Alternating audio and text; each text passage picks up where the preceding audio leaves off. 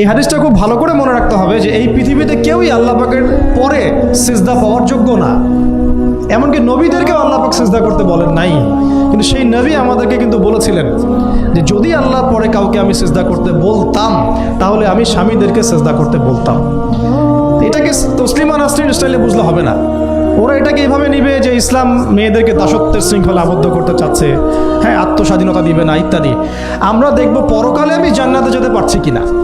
আল্লাহ পাকের হুকুমের চাইতে আমার কাছে কোনো যুক্তি বড় নয়। আল্লাহ পাকের হুকুমের চাইতে আমার কাছে কোনো যুক্তি, বিজ্ঞান, প্রযুক্তি এগুলো বড় মানদণ্ড নয়। শুধুমাত্র স্বামীর আনুগত্য, বিশ্বাস, সম্মানের বদৌলতে দেখা যায় যে পুরোটা জীবন এই বেচারা আপনার জন্য ঢেলে দিবে ইনশাআল্লাহ। আর এই জায়গায় যদি দেখা যায় ঘাটতি থাকে তখন কোনো কোনো ক্ষেত্রে ভালোবাসা যথেষ্ট হয়ে ওঠে না। এবং আপনারা জানেন এই শহরে ডিভোর্সের সংখ্যা দিন দিন বাড়ছে। কেন? এইগুলো মেজর কারণ আছে। হ্যাঁ, আমি বলছি না যে সব ছেলেই একেবারে পারফেক্ট, কখনোই না। ছেলেরাও যেমন সাহাবী না, মেয়েরাও সেরকম মহিলা সাহাবী না। কিন্তু সবর, আনুগত্য, নরম কোমলতার কোনো বিকল্প নাই। উভয় পক্ষের জন্যই নসিহতগুলো আর কি, স্বামীর জন্য এবং স্ত্রীর জন্য। আরেকটা বিষয় হচ্ছে যে স্বামীর পরিবার নিয়ে খোঁটা না দেওয়া, স্বামীর যে বাবা মা ভাই বোন এই ব্যাপারগুলো নিয়ে খোঁটা দেওয়া না দেওয়া বা খোঁচাখুচি না করা, এবং তার যে অবদান আপনার প্রতি এটাকে অস্বীকার না করা, কুফরি না করা। একটা হাদিসের মধ্যে নবী সাল্লাল্লাহু আলাইহি ওয়াসাল্লাম কিন্তু বলেছেন যে বেশিরভাগ নারীর জাহান্নামে যাওয়ার কারণ কি? সাহাবীরা জিজ্ঞাসা করেছিলেন। তিনি বলেছেন তারা কুফরি করে। কি কুফরি করে? তারা কি আল্লাহর সাথে কুফরি করে?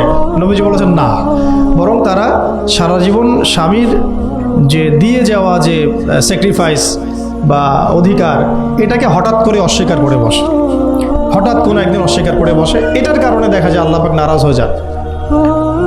আল্লাহ রাব্বুল আলামিন তো একজন ব্যভিচারী নারীকেও জান্নাত দিয়েছেন মাত্র কুকুরকে পানি পান করানোর কারণে।